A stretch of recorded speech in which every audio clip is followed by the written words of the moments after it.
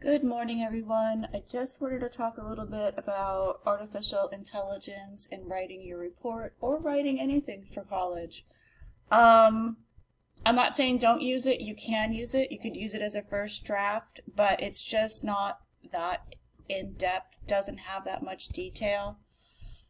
For instance, my son, he's a senior in high school. He thinks he's savvy.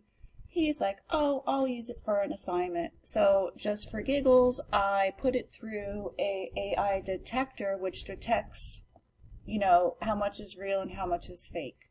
So his assignment was, write about a current event. Here he used this one, and I put it through the AI detector.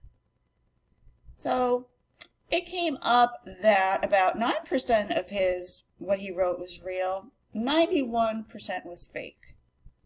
So, I'm not telling you not to use this artificial intelligence. I'd be a fool to think that no one's going to use it. Probably everyone's going to use it. But it's just like maybe a first draft. It can't be your finished product, because if I run it through and it comes 91% fake, I know. Everyone's going to know. The whole college knows.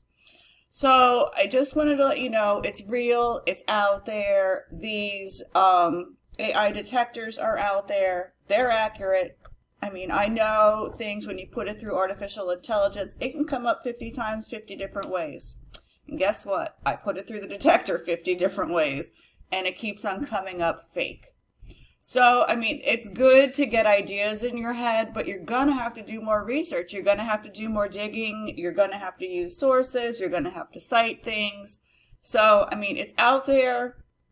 If you want to check it out, it's fine. But to think that you're going to write your entire report and use artificial intelligence, you're going to get results like this.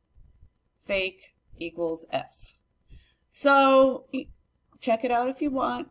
It's there, but just know that I'm going to be using an artificial intelligence to run the papers through.